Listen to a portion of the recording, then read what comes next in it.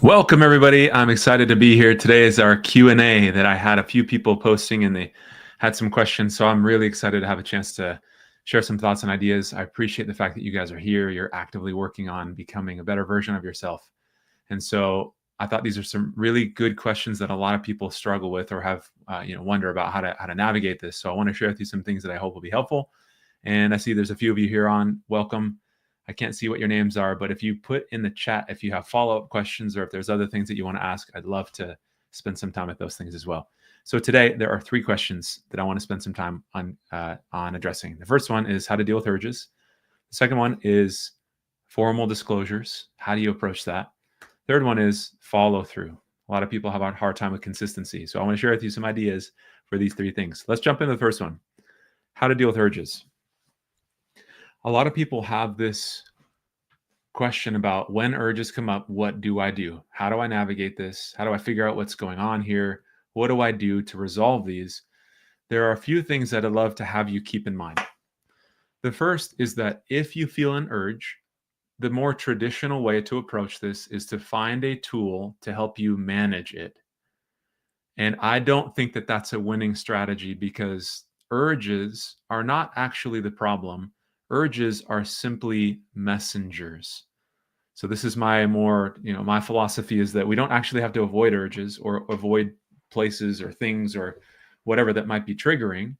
Rather, those things just indicate there's something going on underneath the surface. So instead of having an urge, traditionally they'll tell you, if you have an urge, go and do this thing. Take a cold shower, distract yourself, find something else to do, stay occupied, don't be alone by yourself in the house. If you're on a work trip, find something to do. It's if triggered, do this. My whole philosophy is if you're already triggered, not that it's too late, but you're playing catch up. You're having to try to navigate and hold your breath longer than the trigger lasts. It just doesn't work. Number one. Number two, by doing that, we're actually not addressing the root of the trigger. And if we don't know what the root of the trigger is, there's no way that you're going to be able to resolve it. So here's what I want to share with you. That being step number 1, we don't want tools to manage the urge. Rather, in the moment that you feel triggered, it's a perfect opportunity to, instead of resisting, we want to slow down and reflect and understand them. So here's the 3 categories. Here's the 3. So sometimes people say, well, I don't even know what the urge, I don't know where the root is coming from. I don't know what this is about. So here are the 3 categories that I encourage you to consider. When you feel an urge, you do a self-assessment and reflect on, is this coming from an emotional, like a negative emotion that I want to escape? Am I trying to cope? Number 2, is this just habit? Like Pavlov's dog, I'm alone, thought just pops in. There's nothing, I'm not stressed, I'm not worried, I'm not anxious. It's just me being alone has this association connected to it. Or number 3, is it just a normal physical drive? And as human beings, we have a sexual drive. So obviously that will show up from time to time. And sometimes that's where the urge is coming from. Sometimes it's more than one, but those 3 categories help you to assess where the urge is coming from so you can then resolve it. So let's go through this here. Let's say you're alone and you're doing some work in your office. The thought pops into your mind and you think like I'm alone, I can do this, but I really shouldn't. I don't want to do this. That's when you do this self-assessment and you think, okay, where is this coming from? And when you run through that assessment and you discover, I'm feeling really stressed right now, the answer is not to go and take a cold shower. The answer is not to do some exercise, because doing 20 push-ups doesn't solve the reason why you feel stressed. So we want to match the tool with the right, we want to match the root cause with the right tool. So if I feel stressed and overwhelmed, maybe because I am unsure about how to handle something at work, or I feel stressed and overwhelmed because there's so much on my plate and I feel like I'm falling behind, and that makes me feel like I'm not enough. You trace that all the way down to the root of it, which in that case is like, this activates this feeling of not being enough. Like I said earlier, if that is the root, now that you've gotten clear, here's the root cause, we want to map that to the right thing, which again, if I feel like I'm a failure and I'm not enough, the map across isn't distraction. The map across is I need to unravel my sense of shame. I need to build my self-confidence. If I feel like I'm a failure, I need to start to feel good about myself and develop the skill that I need to build my self-esteem. So it becomes really, really clear. It's just the reverse. If I feel disconnected from my wife, we just got into a fight. The reverse of that solves that is we need to reconnect and repair. If again, I feel low self-worth, the reverse is I need high self-worth. If I feel lack of clarity and I have too many things to do and not enough time, the reverse of that is, okay, I need to prioritize, come up with a plan, take steps towards the things that I can take, actions that I can take. Are you guys with me so far? Drop it in the chat if this resonates with you. And I want to share with you a really, really cool tool that I just put together the last couple of weeks and the feedback. So as I work with people in my program, they get access to this here. The feedback has been unbelievable. So I want to share with you how I can maybe give you some, or how to think through this. But if you have any questions or thoughts on this, please drop that in the chat. But here's the whole idea to summarize this. If you feel an urge, don't resist it. Rather, understand it. Trace it down to where this is coming from. That's how you identify the root. Is it emotional coping? Is it habit? Is it just a normal physical drive? Then you simply map. If it's emotional, you resolve the emotion. If it's habit, you come up with a new routine. If you're alone in your house and you think like, oh, I'm bored and this is normally when I do this, then it's so helpful to have something in place where it's like, when I have some downtime, here's the project that I want to work on. It's not when I have downtime, I got to find something to do so I'm not tempted. It's just, how do I want my day to go? What would I rather be doing? What would fulfill me?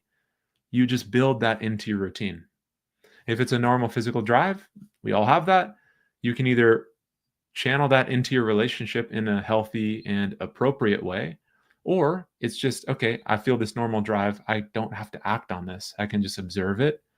I can breathe, knowing this is just a normal feeling. I normalize it and allow that feeling to just come and go. I don't have to feed it with more thoughts. All right, Anthony, I'm glad this makes sense. Let me know if anybody else has questions on this. I want to show you a really, really cool tool here that can also give you some ideas as I use this for, I got to remove that. Okay, so here's what I want to do here. I built this progress coach on an AI platform that instead of Googling something or using some AI platform to get generic advice, I programmed and trained my very own intelligent assistant with all 200 of my podcast episodes, real live transcripts from my coaching sessions, specific tools I uploaded into that. Okay, Alan, great. I'm glad this resonates. So I took all of my published material, everything I've ever produced that has tactical things that you can do. I trained this intelligent assistant to act as I would. So literally you type in a question and it's not a library with advice. It's not like, oh, you're struggling with this, then go and listen to this episode. Rather, it's literally trained to ask the questions that I ask and help you uncover the root cause or work through any other challenge that you're having from the frameworks specifically that we talk about here in my program. So I want to show this to you really quick because this will give you some other ideas as to how do you navigate this. So let's say, let me actually just speak into this here. I'm struggling with an urge and I don't really know where it's coming from. So I need your help to make sense of it and work through it. Okay, so I type that in here and it's searching the database and says, okay, let's figure this out. When you have an urge and you don't know where it's coming from, let's get curious instead of frustrated. Sometimes I don't know is the urge trying to bypass awareness so it can stay in control. So just walk me through this. What happened earlier today? Is there moments of stress, disconnection, loneliness, frustration, out of rhythm? Or another angle is this just basically a habit, right? Everything that I just shared with you, it's going to walk you through this. And you can have a conversation with it to get clarity so you don't have to figure this out alone. So let's say, yes, I think it's related to stress because there's a lot of things on my plate and I just feel like I'm falling behind and I'm feeling overwhelmed by that. Okay. So this gives you the framework. Here are the questions literally that I would ask you. If we were speaking in person, I would walk you through the same process. Is it emotional? Is it habit? Or is it something else? Let's discuss this. So I said stress. All right, that's really helpful to name. It does pile up. This urge often is not about sexual desire. It's about your brain looking for relief. Overwhelm is the real driver, right? So if you didn't know this, if you didn't hear me just explain this 5 minutes ago, this would give you such clarity of like, oh, okay, that does make sense. This overwhelm is driving this. The urge is trying to get you to escape it. So don't pull away. We can start to address the first domino. What's the thing that's making you feel the pressure behind? What are the main things that you feel pressure by lately? We don't need to fix it, right? So I won't go through this whole exercise because it'll take some time to kind of walk through, because it's really detailed in asking you the right questions and you can respond to it. But I want to show this to you guys, and you can use these questions as a way to trace down your own urges. Where is this coming from? Is it stress? All right, let's work through the stressor. Instead of like, oh, go take a cold shower, it will walk you through, let's figure out what the stressor is and come up with a plan to resolve that, so that then you don't feel the stressor, which means you won't feel the urge anymore. So let me know if you guys have any follow-ups on that. This is, I hopefully just me showing you this tool here. If you guys are interested in this, I would love to get this into the hands of more and more people. This is a part of one of the programs that I offer for people. So you're more than welcome to message me if you're interested in getting some feedback and using this, because it's so powerful to have a guide instead of you trying to figure this out and make sense of it on your own. So this is one really powerful way to do that. Okay, this resonates. I'm glad that resonates. Eric, welcome. Makes sense. You're talking a step further and talking about that. Yep. So it's great. You're taking these steps, getting clarity, taking action, resolving urge or resolving root, which means urge goes away. So, okay, I'm glad that resonates. All right, let me jump to the next question here. Next question is about disclosure. Okay, somebody asked, do you need to do a formal disclosure under the supervision of a CSAT and then followed by a polygraph test? So this is a really good question. When I work with couples, it largely depends on what the wife needs. And here's why. If a wife feels like she's totally in the dark and doesn't feel like she has all the information, it's really hard to move forward in a sustainable way. You can make progress, yes. You can start having good conversations. You can start the repair process. But the uncertainty of what don't I know will manifest again and stall your progress. So you can take really, really good steps, but unless she knows everything, and if she feels like she needs, some women are like, you know what, it's in the past. I don't need every detail. I just need to know that he's addressing it. Then great. You don't have to do that. If your wife says, I don't know everything and I'm having a hard time moving forward, then yes, doing a formal disclosure can be really, really helpful. Does it need to be with a CSAT? No, it doesn't. It just needs to be with somebody who's trained to do the disclosure itself. In fact, there's another, let me pull something up here. I created this for the people that I work with as well. If you guys want access to these tools, let me know. Shoot me a message. But I have another tool that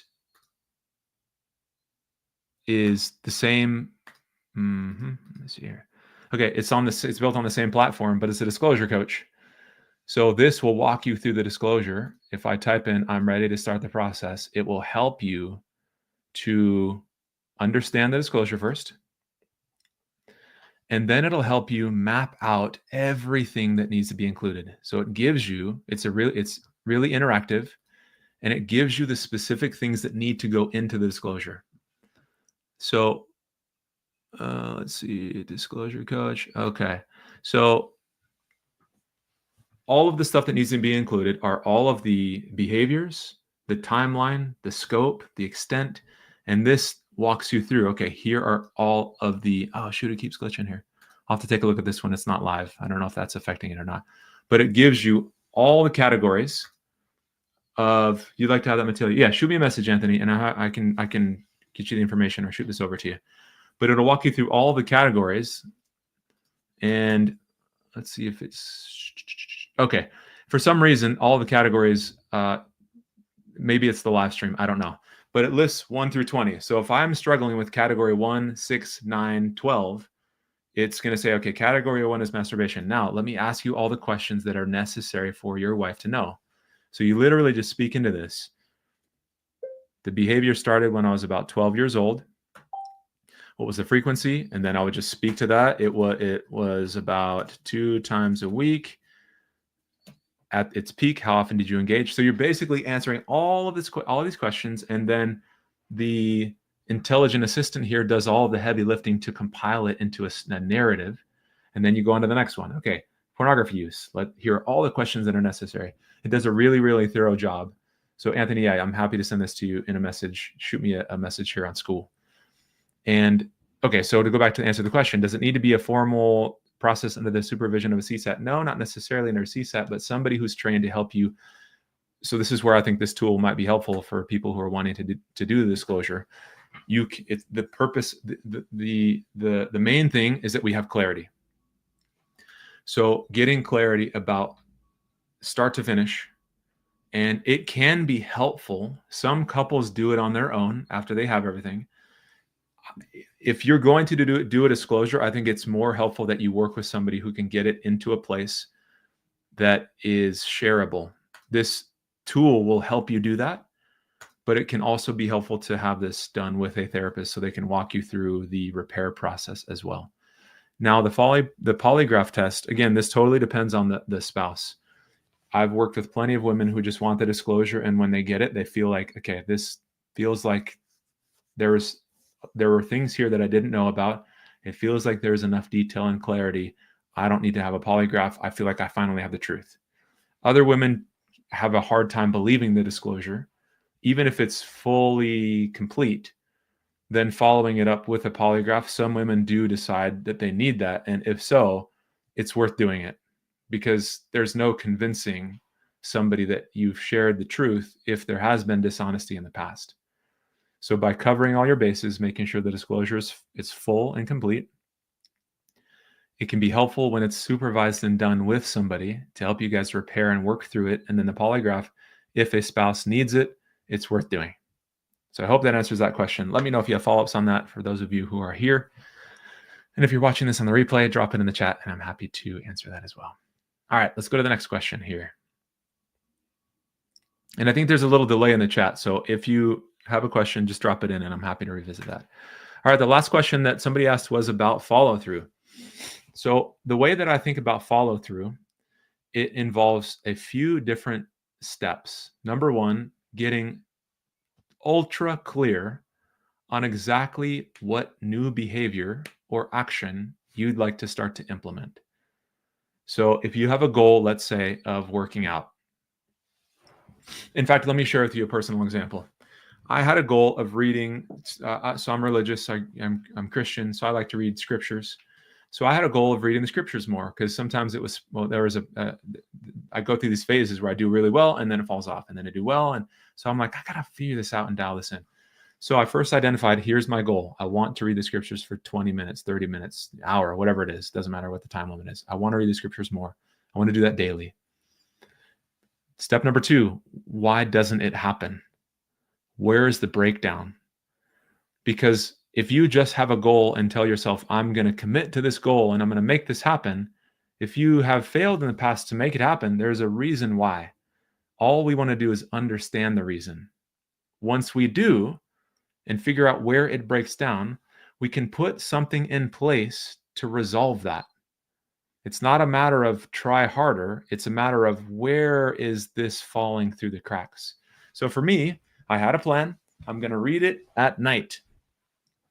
And then I would try for the week. And I read maybe 1 or 2 times that week instead of 7 or 6. And then I think, all right, I just need to make sure this is top of mind and make sure I really do this upcoming week. It just didn't work the more I kept trying harder. So I took a step back and reflected on, why am I not reading at night? And I realized I'm just tired. And I know the mental energy that it requires for me to read this in a way that's beneficial. Yes, I can let my eyes gloss over the page, but that's not why I'm reading. So if I actually want to benefit and learn something and feel something when I'm reading, I can't do this when I'm tired. So I slid that routine back to the morning. Okay, instead of doing it at night, that's where the breakdown is. I'm tired. I say, okay, I'm going to adjust my plan. Step number 3, you adjust and put in a new way of trying to achieve that. So I started doing it in the morning. But then I would find that I would still wake up late, or I would be running behind, or the kids would need something in the morning. So I couldn't do it then. So then I reevaluated. Okay, it's still falling through the cracks. Why? Well, morning time is a rush. That doesn't work very well. Then I slid it to my first appointment of the day. Now, some people might not have flexibility, but I'm just sharing with you the point of this. The idea, the principle is I found at like 9 o'clock, I blocked off all my sessions where I'm not taking clients at 9 a.m. That became my reading time. That's what helped me to turn the corner. Then I became very consistent. So if you're having a hard time following through on the goal, it's not a character defect. There's typically just something getting in the way. So my encouragement as you're reflecting on if there's a lack of follow through with something, do you have clarity on the goal? Do you have a system, a routine that'll help you accomplish the goal? And if not, then it's a matter of identifying where this is breaking down so that then you can adjust your approach. And by adjusting your approach, that's how you can start to follow through and be consistent. It's an iterative, recursive, repetitive kind of a pattern. It's the same framework I use. I have this goal and then it falls through. Why? In fact, I'll tell you another one. I'll give you just to get your mind thinking in the direction of how to apply these principles for yourself. Or if you have questions, again, drop them in the chat. I love to have this interactive. So I rolled my ankle playing basketball. I want to get back to playing, and I need to do strengthening exercises. And then I wanted to work on my core too, just strengthen my lower back because my lower back sometimes hurts. So what I found was nighttime is a good time for me to do it. I do that and then I hop in the shower. What I found got in the way of that is if I don't eat very well for dinner, if I have I don't know, whatever it is, if I'm just kind of snacking, or if we don't have like a crock pot or something, sometimes we have a crock pot. If I'm scrounging around thinking like, I don't even know what to have for dinner, and my wife's like, I'm covered. I don't know what to tell you. I don't know that you figure it out. So I'm like, okay, well, if I'm having to figure it out when I show up to, at 6 p.m. when I go downstairs, it doesn't go well because I just scrounge around and don't find something good. If I don't eat well, I don't feel good 2 hours later. If I don't feel good 2 hours later, I don't want to work out. So I'm thinking, okay, if I'm going to adjust this, it starts the day before. It starts the day before where I'm planning out what am I going to have for dinner tomorrow? My wife and I start coordinating more. Let's have this for dinner. Now it's pre-planned. Now I eat better. Because I eat better because of my plan the day before, I'm able to follow through on working out in a way that I couldn't when I just don't feel good. Could I push through it? Yes. Do I want it to be sustainable though? Yes. And in order for it to be sustainable, we have to figure out what is breaking this down. Let me know in the chat if that makes sense. This is my formula for how to follow through on goals. Am I perfect at this? No, of course not. But this is the formula that I have found for this to be effective so that you don't feel discouraged and like a failure. It's not about you being a failure. It's about there's just a breakdown in your system. So the goal is to become a detective, figure out what is falling through the cracks, why, then great. Let's adjust your plan. For me, it's planning the food a day beforehand. Now I have clarity about what I need to do to make the workout happen. Then I'm able to follow through. It's just a matter of refining it. And then something might change. Summertime, when I'm reading the scriptures, it's not a 9 a.m. thing anymore. I have to adjust that because the kids are home and it's loud and noisy. It's not like I'm alone in the office. So it's just you implement, you get feedback. Adjust, implement, feedback. It's a spiral upwards where we're continually making progress. I hope that this is helpful. These were the 3 questions that people had.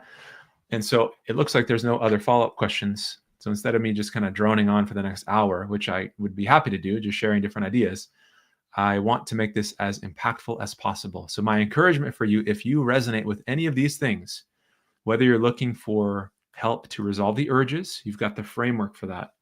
Disclosure, shared with you some information. And again, this tool is available. Shoot me a message if you're interested in it. This disclosure coach. If you're interested in the other tool, the actual coach to walk you through specifically any part of this process, shoot me a message for that as well if you like. And thirdly, the follow through. So, my encouragement for you this week is to pick something that you want to give your attention to. What's one area in this process, whether you're working with urges, trying to build a better relationship with your spouse, trying to process things for you emotionally and develop more skills to deal with the emotions in a healthy way? It could be anything.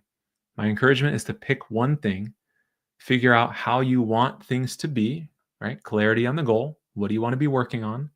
What steps do you need to do to accomplish that? Put it into action, then get feedback, reevaluate. How did it go? Where did things fall through the cracks? Adjust, implement. I would love to have you guys do that. And please post it in the school group so that other people can be encouraged by the steps that you're taking. Or if you have questions and you're discouraged, that's again a perfect place to do that so people can give you feedback and ideas so that you can be making progress along the way. All right, everybody, thank you for being here. It's a pleasure to have the chance to share some thoughts with you. Let me know if you're watching the replay. I'm happy to speak further about any of these things, and we will do another Q&A at some point soon. All right, guys, have a great rest of the night. We'll be in touch. Talk to you later.